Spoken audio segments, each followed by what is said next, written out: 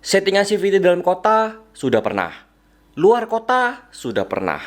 Tanjakan sudah pernah. Nah, sekarang kita bakalan bahas settingan CVT untuk pedesaan.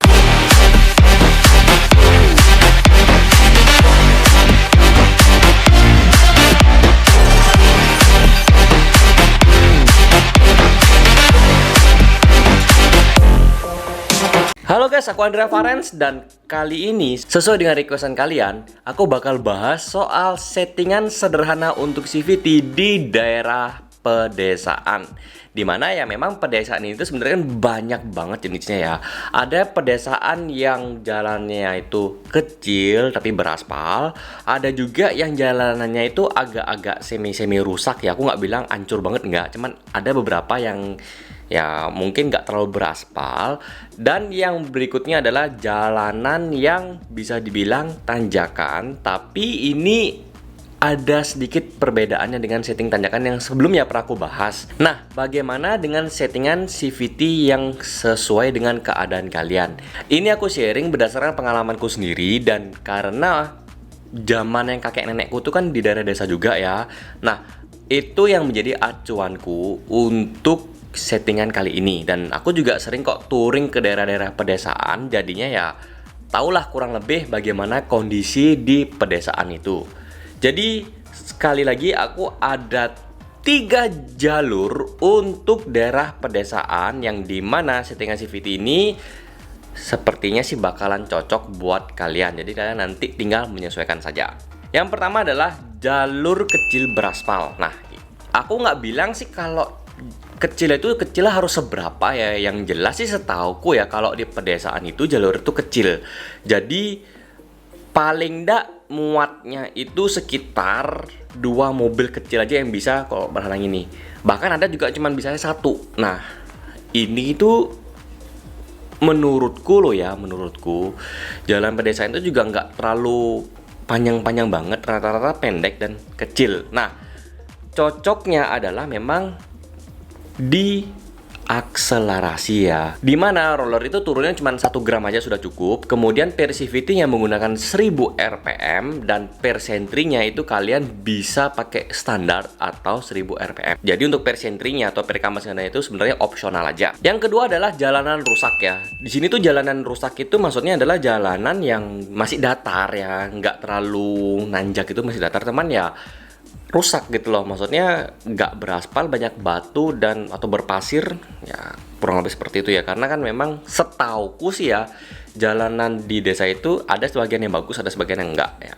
Jadi bagaimana pemakaiannya ya, jujur aja sih untuk rollernya kalian bisa pakai yang lebih ringan 1-2 gram. Kemudian per CVT-nya kalian bisa pakai 1000 gram dan per sentrinya atau kamas gandanya itu juga opsional ya, bisa pakai standar atau 1000 gram. Nah, ini ada sedikit tambahan ya, dimana kalian bisa pakai namanya ban catok ya, atau ban yang kayak semi-semi trail atau semi cross itu. Karena kan ya kalau jalanan rusak yang sering kalian lalui, kemudian pakainya ban biasa ya, jujur aja sih bannya cepet kalah. Jadi opsional aja, kalian bisa mengganti dengan ban catok. Yang ketiga adalah jalanan tanjakan ya, dimana ya aku juga pernah ngelewatin beberapa desa yang notabene itu jalannya itu naik turun gini. Wah, pokoknya kayak roller coaster deh. Aku pernah lewatin desa seperti itu ya. Dan menurutku ya, settingannya itu adalah rollernya kalian bisa pakai turun 2 gram karena ya biar lebih ringan ya, dan juga nggak terlalu besar banget ketika digas. Karena ya kalau misalnya pakai ukuran standar sebenarnya sih bisa-bisa aja ya, cuman suara mesin tuh bakalan ngung gitu pas nanjak. Jadi pakai roller dengan lebih ringan 2 gram, kemudian per CVT-nya 1000 gram. Untuk per sentrinya kalian bisa pakai 1000 gram ya, tapi kalau mau standar juga terserah, itu juga boleh, tapi menurutku sih pakai 1000 gram lebih bagus. Nah, kalau tanjakannya itu juga jalanannya rusak, dengan opsional kalian bisa pakai ban catok juga. Pasti bakalan ada juga pertanyaan seperti ini ya, Bang, bagaimana kalau kita pakainya top speed di daerah pedesaan? Ya bisa aja sih kalau kalian memang mau. Cuman kan ya kalau pedesaan kalian itu kebanyakan yang long street ya, atau misalnya kayak jalannya itu panjang, ya mungkin aja ya, dan kondisinya sepi. Ya oke lah. Setauku kalau jalan pedesaan itu jalannya sempit, banyak anak kecil, dan agak berbahaya memakai top speed. Itu sudah pasti ya. Kalau dengan akselerasi kan kalian bisa santai, bisa waspada juga. Jadinya ya menurutku kalau pemakaian di top speed di daerah pedesaan kurang cocok dan cenderung lebih berbahaya. Kecuali kalau desanya itu kayak kota, mungkin jalanannya besar-besar dan panjang-panjang, kemudian juga jarang penduduknya ya. Misalnya kayak jalan tuh nggak terlalu besar banget ya, sedang. Kemudian jarak rumah di antara rumah lain tuh juga jauh, kemudian panjang jalannya ya. Bisa aja sih pakai top speed, cuman sepengetahuannya aku sih jalanan di pedesaan itu rata-rata deket dengan rumah gitu loh. Ya, dan itu pun juga jalannya itu kayak berliku-liku ya, nggak lurus semua. Setauku loh ya sampai saat ini, karena aku juga sering baksos ya ke daerah pedesaan-pedesaan, jadinya kurang lebih tahu kondisi jalanan di pedesaan itu seperti apa gitu loh. Jadi kayak bukannya nggak bisa sih, bukannya nggak mustahil juga, tapi kayak nggak cocok aja make top speed di pedesaan. Ya, mau ngebut di mana coba? Dan itu malah justru nyiksa mesin kalian. Lalu bakal ada pertanyaan seperti ini ya. Pakai gas spontan gimana? Ya nggak masalah selama kalian suka, ya is okay. Kalau pakai bearing shifter gimana?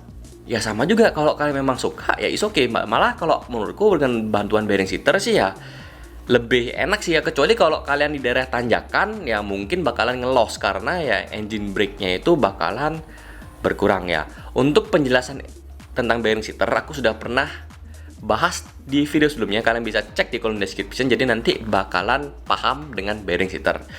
Kemudian dengan ganti busi gimana? Yang platinum, iridium, copper, silver dan sebagainya ya nggak ada masalah juga gitu loh. Yang penting yang bukan busi racing. Itu juga pernah aku bahas sebelumnya. Jenis-jenis busi bisa cek di kolom description, jadi kalian bisa nonton nanti. Kalau penggunaan knalpot racing gimana? Kalau aku sih ya, jujur aja ya. Kalau pakai knalpot racing itu lebih baik cari suaranya itu jangan sampai terlalu keras banget. Ya mungkin kalau lebih keras pada hasilnya ya, cuman jangan sampai terlalu kencang banget ya. Karena ya menurutku bakal jadi polusi suara, kasihan tetangga-tetanggamu gitu loh. Kecuali ya kalau racingnya itu tuh yang suaranya tuh medium atau di bawahnya medium ya masih oke lah ya. Atau kalian bisa pasang dengan DB killer juga nggak ada masalah kalau penggunaan knalpot racing. Kalau di bore up gimana? Ya sebenarnya sih nggak ada masalah. Yang penting kalian kuat aja sama perawatannya ya. Bore up itu nggak cuman sekedar pasang, sekedar pakai, enggak. Bore up itu perlu perawatan, dan aku juga sudah pernah bahas sebelumnya tentang bore up, jadi kalian juga bisa cek di kolom description untuk linknya pembahasan bore up. Jadinya ya kalau untuk yang sederhana sebenarnya cuma cukup 3 itu aja. So guys, itu yang bisa aku sharing untuk kali ini. Terima kasih sudah nonton video ini sampai selesai. Aku Hendra Farhan, sampai jumpa di videoku berikutnya. Keep safety riding and enjoy your ride.